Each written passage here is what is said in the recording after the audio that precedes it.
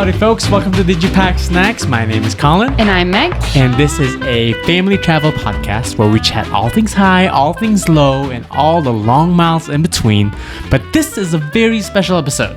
It's super special because we are coming to you live from the Faroe Islands. This is part one of a two-part, I said it, we're going two. We're going two. Of a two-part series that we're recording here during our time in the Faroe Islands. Do I need to make coffee? I'm good. Are you good? I don't know. When you said two, I was like, I need a carrot cake and coffee. We have neither.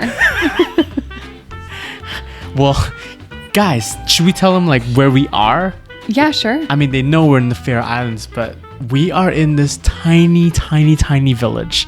Oh yeah, we gotta set the scene a little bit. Let's set the scene. Well, if you're watching on YouTube, we're just at a table. We probably look a little bit tired and we're in the clothes that we've been wearing all day, and we've been in the rain, we've hiked, we've been outside. So just apologies for our appearance. Apologies. But where we are located is pretty cool. It's pretty cool. We are in a cottage that was built by a local carpenter, engineer, and he used to spend his summers and winters roaming around this valley.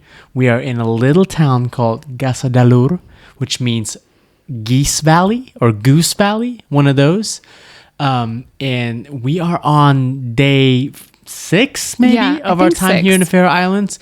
And this is the first time where we actually have a separate bedroom from our kids, which is why we're able to record tonight. It's now or never. It's literally now or never. But in today's episode, we're going to just give y'all because we have experienced the ultimate Faroese experience. Right. So we're here partnering with Visit Faroe Islands, and they created this epic itinerary for us that included things like hiking, being outside, going on a boat tour, to eating Faroese food. And Megan, pause. There is a jackrabbit outside our cabin right now. Oh, wow. What is that? I've never seen a rabbit that huge. Yeah, he's like hopping kind of like a wallaby. Oh my word. Y'all, it's the size of like bigger than a miniature schnauzer. Also, the fog lifted. So are you tempted to go back outside to find wildlife? Guys, literally I can see the ocean from here. Literally, the scene from the latest Disney Plus Peter Pan movie is outside our window. It was filmed here. Let's not get ahead of ourselves. What I was going to say before the jackrabbit rudely interrupted us by hopping through we're going to have lot. to take an intermission, and I got to look up what this animal's called. But go ahead. Okay. We had our itinerary planned by Visit Faroe Islands. They included all the outside stuff. They included making sure that we experienced Faroese food. Yeah. And then they also included experiences that would allow us to see more firsthand the culture of the people that live here, what they do for a living, what raising kids here is like. Mm-hmm. And so that has made this trip uniquely special because a lot of times when we go visit somewhere, we don't necessarily get to connect to local people as much. We're just kind of doing the tourist thing, which isn't bad. Mm-hmm. But I do feel like I've now reserved a special place in my heart for this place because of how much I've gotten to learn about it during our time here. It just makes me love it that much more. Right. And we've been to a lot of places. This is country number 30, which we'll get into that debate in a second. Yeah. But this is a brand new country for us, and we honestly didn't know much about it, even though I've been yearning to come here for many, many years, which is why we're here. I have been a student of how to actually get here, and before it would cost a lot of money, but we did find the first ever direct flight to the Faroe Islands via Atlantic Airways. That's their national airline. And so we got here last week, and we were the first direct flight from the US. So it's pretty historic. I mean, there was free drinks on the airplane, free cake pops, free socks, chocolates. I mean, little Faroe Island flags. But should we just go in chronological order of what we experienced? I think that's a good place to start. Right. But like you said, this place is special, so y'all better buckle up. If y'all had no interest in Faroe Islands before, we hope that by the end of this series, you will be so intrigued, and you might even, have fallen in love with these islands. Yeah, I hope so. So let's start with the flight over here. Like you said, it was the first ever. We were sitting in row 1, A through D. Yeah. It was a 7-hour flight. What was unique about it? Two things. It flies out of New York, but not one of the major airports. It flies out of Stewart Airport, which is about an hour and 20 minutes Uber ride or taxi ride. It's a really expensive Uber ride. From one of the major airports, like remind me, Newark. We flew into Newark.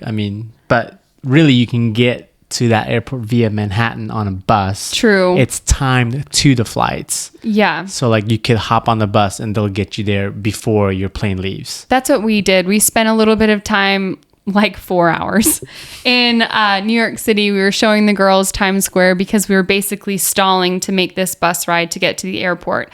So, but once you get there is when it becomes really convenient, because the flight leaves in the day and not many flights going from the US to Europe leave during the day. Most of them are overnight flights, right, which can be a huge challenge for traveling with kids because you're navigating how to get your kid to sleep on a plane. And then when you get to wherever you're going, they probably didn't sleep. And day 1 and day 2 are just hard.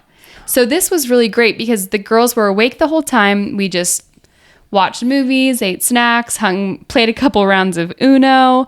So Colin made a new friend who was sitting next to him on the flight. And then the flight itself was 7 hours long. And we arrived in the Faroe Islands at like 10:30 p.m. local time. And so our bodies thought it was 5 hours earlier than that. Yeah. Around there. Like 6 p.m. And then the kids normally go to bed at 7. So it was like perfect. Yes. And that's what I loved about it, because after we landed, we got the rental car. We drove, a half an hour to get to our hotel. And once we got there, we were all ready to go to bed. And it was like midnight in the Faroe Islands. Yeah. So we just went to sleep. Right. And so even though I still feel, tired a little bit earlier at night than normal, and in the mornings it's a little bit hard to wake up, I feel like we pretty much adjusted that very first night because we flew during the day. Yeah, we were well rested and ready to go because our itinerary was like packed. Loaded. Yeah. Yeah. And so props to Atlantic Airways for scheduling that flight during the day. I think that's a huge win. And there's no easier way. Like, yes, you have to get to this obscure airport in New York to fly here, but it's way better than having a layover in a major European city and then having to book a second flight to get to the Faroe Islands. You literally get on that plane, you show up here, and I think everyone should do it. Right. There are daily flights from like cities like Edinburgh and Copenhagen and various places in Norway. But when are you ever in Norway? Well, yeah, that kind of adds to the expense of traveling, because you're likely going to go to one of those cities and you're going to want to experience that too. And so that's kind of making your trip longer and more expensive. Right. But if you just have a week and you just need to get here, then I think our flight is the best flight. I highly recommend it, y'all. If you need any extra convincing, so many times during our week here, I've looked at Colin and just said, I'm so happy. This is so beautiful. Right. Like I've looked up real estate, you guys. And turns out you have to live here for 5 years before you can invest in property. Which I think is a good thing. That's a solid rule. But I have just been so inspired by how breathtakingly beautiful it is everywhere. Yeah. Yeah, if you need any more convincing to come, just follow us on Instagram and you'll be overloaded with images. Yeah, or follow Visit Faroe Islands, which is the official tourism account. True. Do that. And or just look up the hashtag and you will wish you were here right now. You will wish. Okay, so we went to bed. We woke up the next day. We had a beautiful hotel breakfast. I love hotel breakfast, especially in other countries, not in the US. Maybe if we get... in the US, it's like that really weird pancake machine that pops out like plastically pancakes in a minute. Right. Plus usually scrambled eggs. Usually some dry the scrambled bacon. eggs game in America, it's subpar. It's dry. They're dry. It's powdered. They're powdered. Yeah, they're not real eggs. That's like college cafeteria. So we had real eggs here, you guys. Come on, guys. just make real eggs. It's not Right. that hard. But yeah, it was, all your regulars were there, but then you have the added like Faroese sausages and dried lamb, all the different cured meats and all that kind of stuff, which was like fun to try, like the smoked salmon. So I, dipped in, some I loved, some I was like, wow, that is really strong. And then good thing I had good scrambled eggs to balance with. But our first day, we putzed around the Faroe Islands. We went to some cute villages and, we did the, drives along giant cliffs and lakes and all that kind of stuff. And it was fun. It was just kind of like a day to like get the lay of the land. Acclimate. And then we spent the second half of the day in the capital city, which is where our hotel is. Right. Am I saying it right? Torshavn? I think it's Torshavn. Torshavn? Torshavn. You didn't correct me the first time. Well, my job's not to correct you. My job's to love you. We're going to have some people in the comments saying, get this girl straight. She's saying it wrong. Torshavn. So we spent the second half of the day walking through the city. When I say city, it's very small. Yeah, it's the capital of the Faroe Islands. But y'all, great views right on the ocean, beautiful harbor, lots of restaurants. I mean, the cafe we went in had like a grass patched roof, just very dreamy. Right. It's one of those places where it's like, okay, this is the fish and chips place. Oh, and that's the coffee shop. This is the ramen restaurant. Oh, there's a Thai to go in the corner. Like every place just has like one of its kind. Right. And then, those are the government buildings, which are beautiful. There are these rustic vintage cabins with, of course, the turf roofs and all. But then you have like, that's the bank. And then there's not really a mall. We went to the mall. It's more like an indoor shopping center. Right. The food court had Burger King. It had 3 restaurants. Fun fact, there's no McDonald's in Faroe Islands. But they do have Burger King. They do have Burger King. But everything's just kind of quaint. And there's of course a giant football stadium in the middle of the city. Not American football, football. Because they love their football here. Every village we drove by had their own field because there is a Faroese league. And then of course you are surrounded by the, water. There's a huge bay, huge ships, cargo ships, ferries to go to the other islands. But everything was just walkable, right? Yeah. I mean, you just walk. There's no reason to drive. No. Well, unless you're going to another village. In that case, you're going through like over 5 mountains through a tunnel. And then, you obviously couldn't walk from one town to the next. Yeah. But within a town, everything is very much condensed together. Right. And you can get around by foot easily. We ate at like the burger place. Right. Give him a shout out, Colin. Right. We went to Haps. And turns out when we met other locals, they're like, oh, you went to Haps. That used to be a nightclub. And we all met there. Like, Yeah. But I will say every restaurant we went to, super kid friendly. So kid friendly. Like this restaurant, when you walk in, it's, beautiful, nice, lots of people everywhere, really cute. And then in the very back, they have kid rooms. And I've noticed that pretty much everywhere. We were on a ferry going to a different island. There was a kid playroom on every floor. In every little nook and cranny of the ferry for kids to play. It very much just seems like kids are incorporated into all everything. Aspects Meg, of life. I went to the grocery store today. There was a kids room. Right. They're everywhere. And today I even looked at Meg and I was like, this is just one of those places where like kids get to be kids. Yeah, and I think that we should definitely stick to this schedule, but permission to jump around as needed. Of course, because as host, as host of your podcast, we can grant ourselves permission to do that. But one of the things I think that has stuck out to me culturally that has been so beautiful is, and because we're getting to meet local families and see more of the traditional or normal day of life. Yeah, is that kids spend so much time outside. There are kids laughing all day long they're outside. They're riding bikes, they're walking, they're riding horses, they're playing on their farms, they're walking. Like the guy that owns this Airbnb said, his preteen years were just spent hiking the mountains over and over again that are around this valley. Yeah. And kids are just outside. And not only that, but because overall the Faroe Islands is a relatively quote unquote small community, you know, their families have been here for decades and everybody kind of knows one another, especially within their own towns. And so kids are granted this crazy amount of independence where we see little kids riding their bikes down the streets with no adult to be seen. No. And we were told that that can happen because everyone's looking out for one another.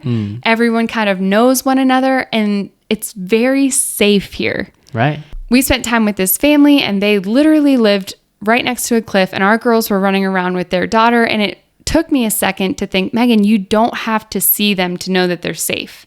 They're safe here. They're just running and being kids because a part of me wanted to make sure I could keep my eye on them, but they were just having the time of their life. Right. And so all that to say, I have just felt really inspired to figure out ways to let our kids be outside more because they have loved getting dirty this week and playing with rocks and just like having the freedom to. Charlotte asked us tonight, Mom, would it be okay? There's a village within eyesight of where we're staying right now. Yeah. And she's seen all these kids over the city walking without grown-ups. And in the capital. In the capital. Yeah. And she's noticed that. And she keeps asking why they're allowed to do that. And we're trying to explain to her that the culture is different. Everyone knows one another. All the things I just shared here.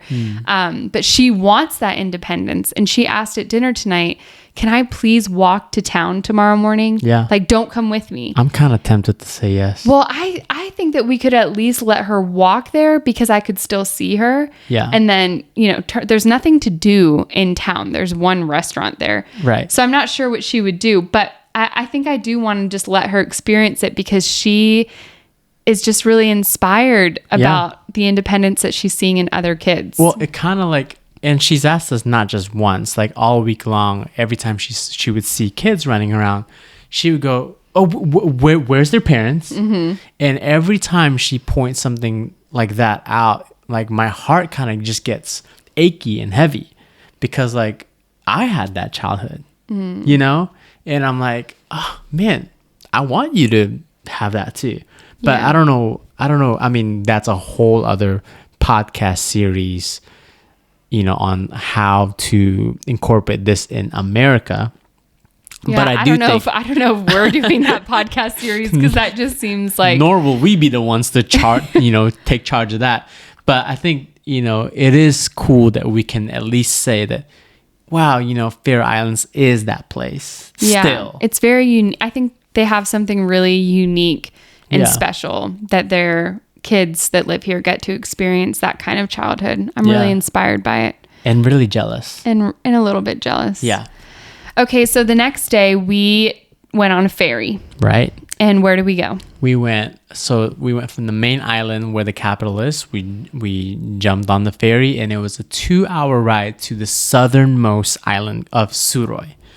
And when we got there, it was a 10-minute. Well, let's talk about the ferry for a second because it was a hoot.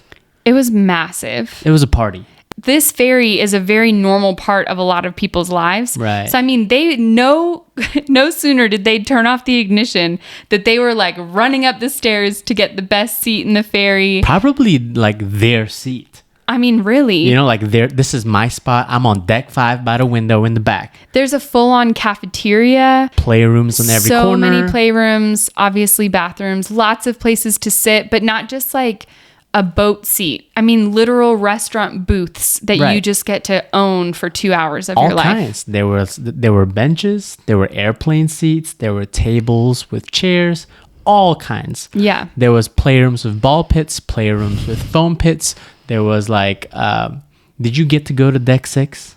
I didn't. You did all the deck 6 walking. Upstairs is like literal, like a gym, like a jungle gym, you know, and then you walked in, there's a cafeteria with like hot food. Like we got like grilled chicken with salad and fries, and you could get lattes. And of course, you know, you have your Nordic style open face sandwiches with like the smoked salmon and salmon is the thing. The thing. Biggest and best in the world, which we learned today. Yeah.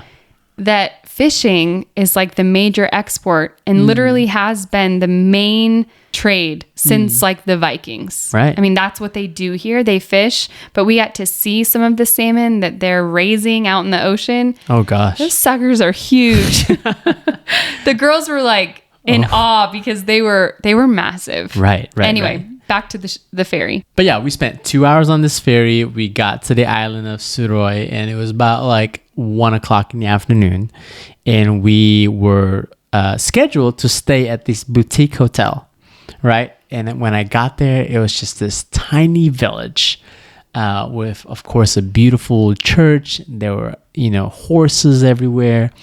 We showed up at this little house, and I walked in, and there was just loud music playing. And our host was like, "Oh, Colin, I'm expecting you're here with your wife and kids, right?" And so we walked in, and we were served a rhubarb pie that was fresh out of the oven, still warm. And the rhubarb is from their garden, of course. We had tea, and then afterwards, our host Johan just said, "You need to go here on the island. You have 3 hours. Dinner's at 8." But if you show up at 9, doesn't matter. We're so chill about it. But because you're only here for a day, you need to leave now because I want you to see all of these things. Right. So we said, yes, sir. So we just got in the car and drove, and we went to one spot that was like a 20-minute hike in hopes of seeing puffins. We saw the puffin burrows. We didn't see the puffins. And then we went to the southernmost part, southernmost tip of the Faroe Islands, to a gorgeous lighthouse. We found a random playground, which all the playgrounds here are wheelchair accessible. Yeah, I've noticed that too. Like we're talking in the middle of the Atlantic Ocean. You go to a playground and a kid on a wheelchair can have their own swing. Yeah. Why does that make me want to cry? I know, it's everything. I think we've said this already, but everything is very thoughtful when it comes to children and the kids who live here. And I think that's another example of how thoughtful this place is. So we got back, and there were other guests as well. They were hosting people from, all over. All guests like over the age of 50. Right. And so I felt a little bit anxious about that. Our girls are kids. They don't do formal dinners. They don't do glassware. Right. And our host kindly just asked us there was the dining room on the middle floor, and then downstairs where the kitchen was, there was this cute little breakfast nook with a table and a bench, which was really beautiful. And he said, "What do you guys think about eating downstairs?" And I said, "I would be so happy to eat downstairs. I would love to be downstairs. I don't want to ruin anyone's night." So that was really sweet. But we had this incredible meal. Everything was homemade. They brought us out a starter with some white wine. It was like homemade bread, pesto, delicious. There was something else, but I can't remember. I think it was just like fresh veg from their garden. Right. Yeah. And then for dinner, we had salmon, of course, over this kale and apple salad with potatoes and this sauce on top that was amazing. And then he wanted us to have red wine with dinner. Oh. And everything was straight from the kitchen. Then they were so thoughtful to make, a simple dish for our girls, pasta, which they loved. And then for dessert, we had more rhubarb. Right. With creme fraiche on top. The kids had popsicles, which I think she went over to her house and got them out the fridge. Yeah. She just happened to have popsicles at her house. Right. Because we gathered that we were the first guests with kids. Right. This B&B, or what would you say, boutique hotel, was really beautiful, but it also had a lot of special antiques everywhere. Right. And so I was just, a little bit on edge, didn't want my girls to break anything, and they didn't. So props to them. Luckily, wow, we didn't break anything. We didn't break anything. I did leave my rain jacket there. Yeah, we're still thinking you might get that back before we leave. It's like the warmest thing I have to come on this trip, and I lost it. But the boutique hotel is special because everything you see in it wasn't bought. It's not like a Cracker Barrel where they buy all these things to furnish it. It's literally been left there from their parents and great grandparents, and yeah, it's a traditional Faroese home right. that they've kept in their family and they're now using to rent out to tourists.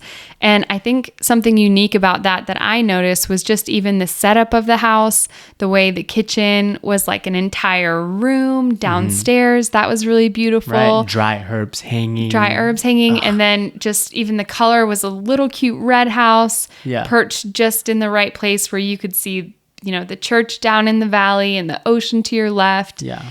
And it was really beautiful. Right. It was just like, just fun to like peek closer into like what the Faroese people are like, and then we met the kindest, sweetest Faroese horse. We named her Brownie. I mean, she was just on the side of the road. I pulled my windows down. That totally aged me. You don't pull your windows down anymore. What do you say? I just put my window down. I put my window down and I was like, I did this. This is so Malaysian. I said, and immediately the horse looked at me and gave out this giant neigh. She ran all over to like the side of the car and just stood there and let us pet her. And I'm like, she was really beautiful. The girls named her Brownie. She was brown with that golden hair. I mean, come on, just beautiful.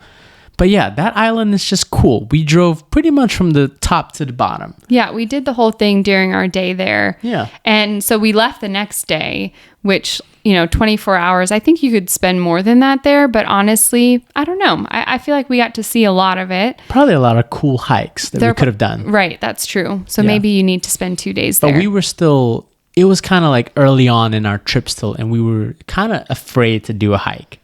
Not afraid. We did like that 15-minute hike to go to the lookout. Right. But yeah, we didn't want to take the girls up a mountain yet. Yeah. Our itinerary honestly had been too full up until this point that we didn't have the chance. And let's be real, y'all. As a family with 2 young kids, 6 and 4, and we don't really get to go on a lot of hikes. We're just not like a huge hiking family, even though we love it. So like our stamina is just not there yet. Well, because our girls pretty much have a 2-mile capacity, like 1 mile out, 1 mile back. Yeah. And, later in our time here, we did take them on a hike and they did awesome. Right. But yeah, we just kind of have to space it out and be really specific in the ones that we choose because we're just not going to be hiking a 6-mile hike with our girls. Maybe if we came alone, but definitely not with them. So then we hopped back on the ferry and was it rocky this time. I went to the cafeteria to try out a Nordic sandwich. I got the smoked salmon. I put it on my plate. The cafeteria started rocking. I put that plate down and I was like, I'll take a ginger ale. I'll try again next time. And they have these like, they don't have throw up bags, but they have like these boxes. And so like you could tell some of the kids were walking around with boxes. I was one of them. But yeah, anyways, we got back to the capital fine, right?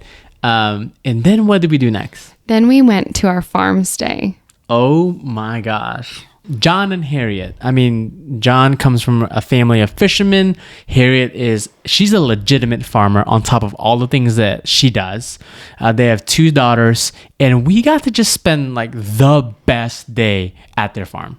And this might be our last story for part 1 because we're, cranking up on time. But our next day was at, how do you say the name of their farm? I don't know how to say it. Okay, that's the problem with Faroe Islands. You need a lot of practice to pronounce things right. Yeah, I'm not going to embarrass myself again. Right, I couldn't even say the capital. We went to John and Harriet's farm. Yeah, and we can link it down below if you ever find yourself there. You need to go see them. They've built this beautiful Airbnb on their farm property. When I say farm property, they literally live on the cliffs. Right. Like their animals are grazing and then there's a cliff in the ocean. Right. Just the most stunning view that they can see from their kitchen sink. And not only do they host people in their Airbnb, they want their visitors to come experience farm life with them. They love their animals. So within minutes of them arriving back at the house to greet us, they had, animal food so that the sheep and their ram would come eat the girls. I mean, when John came was up to carrying say with hi, like a chick in one hand and a chicken in the other hand to come say hey. And they are just the sweetest people. They had a little girl that our kids loved playing with. Sweet Maya Louie. Sweet Maya Louie. And not only that, they host people in their home. Harriet does a million other things. She advocates for like the preservation of Faroese horses. Right. She's a creative photographer, so she sells a lot of her print and her work. It's displayed in the Airbnb, and then you can purchase it from them before you leave. And then not only that, but then they host people in their home and make them meals, which if you stay with them, that can be an added thing that you add to your Airbnb stay. And y'all, they're not just hosting random people. No, I mean, they had the day after us, they were hosting like 18 people from Forbes magazine. Or something like that. Something like that. Yeah, and there's people from the New Yorker or like just all these important people that come, make sure to come visit them. And then you have us. But they made us the most exquisite meal. We had a starter that had this lamb that had we had like the traditional starter, which I thought was dinner. Right. And so I piled on. I was like, okay, this is it. It was dried fish. It was dried cod, yes. Dried cod. Then there was bread. Then there were cold potatoes. Serve them cold. And then there was that lamb. How would you describe that? It's just lamb that's been hung. And this particular lamb there's no seasoning, nothing. It's hung, and this one was for like 6 or 7 months. And you shave off little pieces to eat. And it's kind of like their version of a hamon or like their version of a salami, but it's literally hung in their hanging shed. Is that what you call it? Or drying shed. And what is unique is because the flavor is like lamb flavor, but then you get that saltiness from the air. And they say that it's special because the Faroe Islands is in this Gulf Stream. It never gets too cold. It never gets too hot. And so like even when it snows, there's only like a couple inches, if that, right? Yeah. And so you get this constant wind that's just flavoring this meat. So we had that. And I was like, okay, but this is a traditional Faroese dinner. And then I'm like, all right, sounds good. And then they brought on the real entree. And I was like, oh, okay, I didn't know. How uncivilized of me. I know Colin loaded up his appetizer or starter plate with a lot of food. Right. And I just looked over and then I thought, oh, he's going to regret that. Oh, and again, you had your starter wine and then your main wine. And I was like, man, what are we doing? Then Colin looked over at me. He goes, is this how people in the Faroe Islands cook? Or is this just what adults normally do and we've just missed out on this part of life for a while? And is this how grown-ups eat? I said, I think it's the latter. But then for dinner, we had cheesy potatoes. Yeah, that were incredible. Gosh. Yes, we scalloped had potatoes. Scalloped potatoes. We had vegetables, like a saute kind of. Saute vegetables. And then there was an actual lamb like that John had roasted in the oven for 12 hours. It was incredible. Crispy skin. So good. And served with gravy, of course, which he said when we were finished eating that had his family been over that night, that they would have needed 3 times as much gravy. Right. That's just a staple. Yeah. But it was so special because we were invited into their home, invited to eat what they would consider or shared with us to be a traditional home cooked meal. Halfway through, a sheep came in. Oh, yeah. A sheep came in their back door. And before dinner, I mentioned that Harriet, they own Faroese horses, which we learned there's only 89 of them left in the Faroe Islands. Faroese horses are different. They have different DNA than Icelandic horses. They're their own breed. And there's only 89 left. And they own 4. Maybe more. I don't know. Maybe more. We saw 4 of them. Yeah. One had just had a baby that's about 2 years old. She said was horse number 85. Yeah. But she just advocates them. She runs social media for them and is just passionate about their breed continuing to thrive and live on and preserving that part of history. And I thought that was so cool. And she asked the girls if they wanted to ride. And so Liv jumped on one and, they took her on a short ride around the village. And it was just one of those nights that you just thought, man, yeah, I feel like this was such a special experience that we didn't just drive through a village and get to look at something, but that we were invited into someone's home. Yeah. It felt really special. Right. And it was like it was like the gears had shifted. Like once you go in, you're like at their pace of life. Right. You know, we even chatted for the longest time on the pasture. We even fixed one of the fences because the horses had been jumping over the fence. Halfway through, you know, they would get calls from the neighbors. Hey, your sheepdog is in my yard chasing my chickens. You know, and then we look outside the window occasionally looking for Charlotte, and she would just pop around different parts of the farm, and you would see her chasing chickens, chasing bunnies, running around with the dogs. And they were just happy. They were happy. They were just happy. And then they also have, we forgot to mention that they also have this beautiful cabin with like beautifully designed. You walk in, it smells immaculate. The bathtub is sunken into the ground, beautifully designed, skylights, automatic blinds. I mean, everything. If you come here, you will stay here. Right. Like the link is below. If you're listening to this podcast, make sure to incorporate a visit to see John and Harriet and their sweet girls. You're not going to regret it. Right. We have lots to chat about, but we are taking too much of the people's time. Y'all need to get back to grocery shopping. Yep. So we are going to tell you to circle back next week to check out Live from the Faroe Islands Part 2. We're going to talk about the experiences that we've had here, some of the fun things that we've done. We're going to talk about gas stations. We're going to talk about boat rides. We're going to talk about puffins, wildlife, sheep, and more. Tunnels. So come back next Wednesday, 5 a.m.